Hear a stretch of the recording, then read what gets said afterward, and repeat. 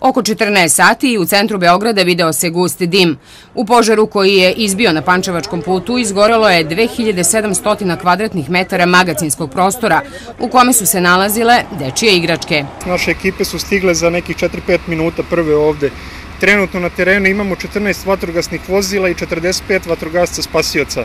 Angažovali smo takođe i 4 cisterne iz vodovoda i kanalizacije kao i 3 cisterne iz gradske čistoće. Na svu sreću povređenih nema.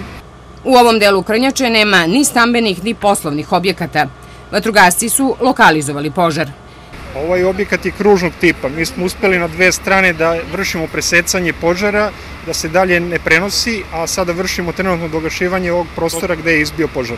Za sada se ne zna šta je izazvalo požar, jer kako smo saznali od radnika, niko u tom trenutku nije bio u magacinu. Mi smo se našli tu na putu slučajno, ničega nije bilo. Čak smo i komentarisali to i zaista ničega nije bilo. Kako smo ušli, dok smo stigli do Beograda i ušli u kancelarije, tako su nam javili da nam magacin gori i prosto nismo mogli da verujemo da ćemo zateći ovu sliku koju sada vidimo kada dođemo. Prosto je neverovatno šta se sve desilo u 20 minuta.